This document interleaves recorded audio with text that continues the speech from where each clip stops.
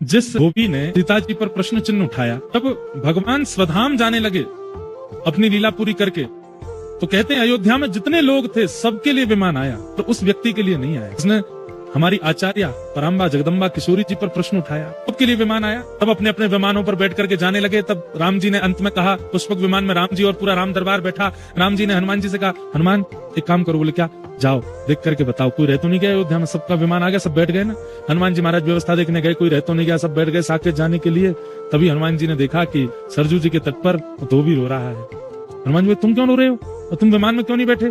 बोले मेरे लिए विमान आया नहीं। अरे तो तुम्हारे लिए आया, किसी और के में बैठ जाओ। बोले मुझे कोई विमान बैठा नहीं रहा, और मैं किसी में बैठ भी जाता हूँ तो वो विमान उड़ता नहीं है, विमान ही कहने लगता है कि ये अनधिकारी है, इसको उतारो पहले। हनुमान जी लेकर के उसको गए, ले जाकर के राम जी के सामने प्रस्तुत किया। राम जी बोले, अच्छा तुमको कोई विमान स्वीकार नहीं कर रहा? बोले नहीं। काम करो, तुम हमारे विमान में पुष्पक में बैठ जाओ, क्योंकि पुष्पक तो हमारी इच्छा से उड़ेगा, बैठो। राम जी ने उसको बैठा लिया। ये जल का स्वभाव, जिसको कोई स्वीकार ना करे उसको स्वीकार करना, ये जल का स्वभाव। और केवल स्वीकार नहीं करना, उसको पवित्र बनाना, उसके मैल को दूर करना, ये जल का स्वभाव। राम जी ने उसको अपने विमान में बैठाया। जैसे विमान उड़ करके सारे विमान वैकुंठ में साकेत धाम में प्रवेश करते जा रहे थे, अंत में जैसे ही पुष्पक विमान ने प्रवेश किया, वैकुंठ ने अपने द्वार बंद कर लिए। बोले नाथ, आपके विमान में छुप करके एक अधिकारी बैठा है, पहले इसको निकालो। राम जी बोले, तुम जानते हो हम कौन है?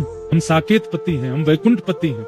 हमारी इच्छा से साकेत का निर्माण हुआ है, हमारी इच्छा से सारा भूमंडल चलता है, हमारी इच्छा है कि हम उसको लेके जाएंगे, तुम कैसे द्वार बंद कर सकते हो? बोले महाराज क्षमा करें, पर साकेत के जो नियम हैं, उन नियमों में आचार्य अवहेलना करने वाले को ये कभी नहीं प्राप्त हो सकता साकेत। तो इसमें अगर स्वामी भी चाहेंगे तो भी साकेत उसको स्वीकार नहीं करेगा जो आचार्य अवहेलना करके आया है, आप इसको उतार दीजिए। तो वो दो भी रोने लगा। बोले राम जी आप मुझे उतारी दो। बोले सुनो, तुम एक काम करो, तुम साकेत में तो नहीं जा पाओगे, देखो तुमने गलती, अपराध तो तुमने किया है, सीता जी पर प्रश्न चिन्ह उठाया तुमने, गलती तो है तुम्हारी। बोले जी तुम एक काम करो, हम इंद्र से बात करते हैं, तुम स्वर्ग में रह लो, स्वर्ग तो अच्छा है। तो ठीक है।